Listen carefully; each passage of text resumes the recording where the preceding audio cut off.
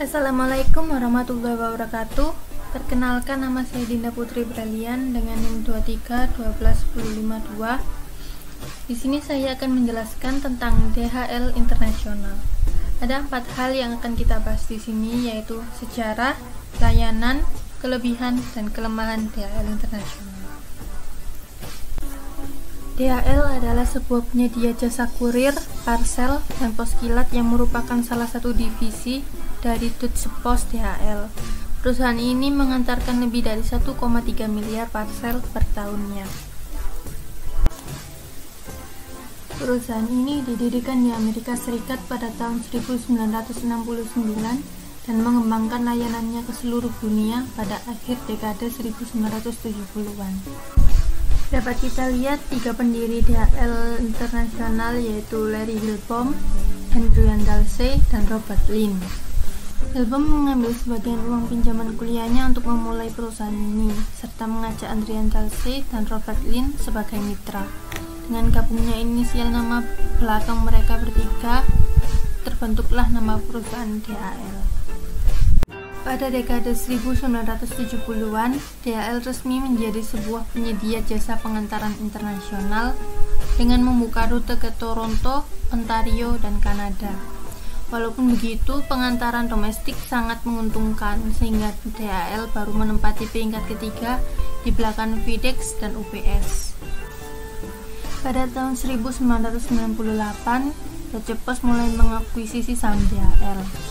Hingga pada akhir tahun 2002, Deutsche Post telah mengakuisisi semua saham DHL dengan resmi dan kemudian meleburkan DHL ke dalam divisi pos kilatnya. Pasca tahun 2001, DHL memperkenalkan logo dan skema warna baru, yaitu merah dan kuning. Rencana ekspansi DHL di Bandar Udara Brussels menimbulkan krisis politik. Maskapai penerbangan milik DHL memperkerjakan lebih dari 550 pilot pada bulan Oktober 2008. Pada bulan Agustus 2003, Deutsche Post mengakuisisi Airborne Express dan mulai mengintegrasikannya ke DHL. Layanan DHL internasional. Kantor pusat global DHL Express berada di satu lokasi dengan kantor pusat Deutsche Post di Bonn. Kantor pusat di Asia terletak di Singapura, Malaysia, Tiongkok, dan Hong Kong. Kantor pusat di Amerika terletak di Plantation dan Florida.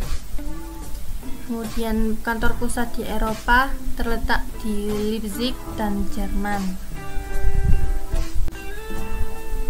Ada 3 kompetitor utama DHL internasional, yaitu FedEx, UPS, dan USPS. Walaupun begitu, DHL memiliki kemitraan kecil dengan USPS yang memungkinkan DHL untuk mengantarkan paket kecil ke alamat penerima di Amerika Serikat melalui jaringan milik USPS. DHL juga menjadi penyedia tunggal pengantaran surat USPS ke Irak serta Afghanistan.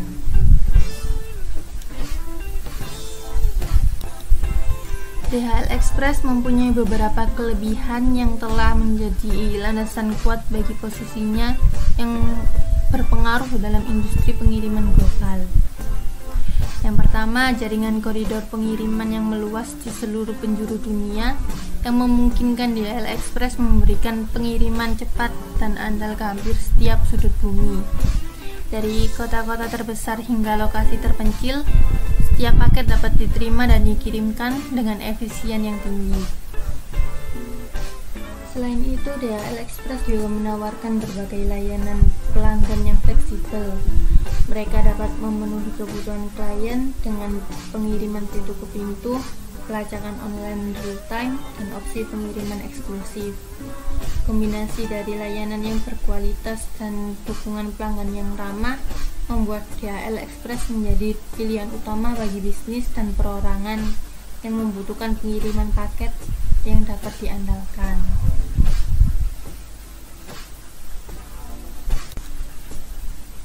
Kelemahan dari DHL internasional. Salah satu tantangan yang dihadapi oleh perusahaan ini adalah biaya yang lebih tinggi dibandingkan dengan pesaingnya.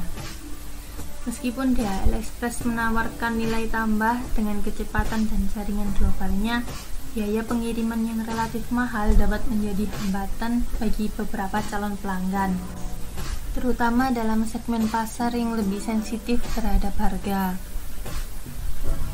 Kelemahan lainnya adalah terkait dengan logistik yang kompleks. Pengiriman internasional seringkali terjadi melibatkan prosedur bea cukai, pengaturan asuransi, dan hambatan regulasi lainnya.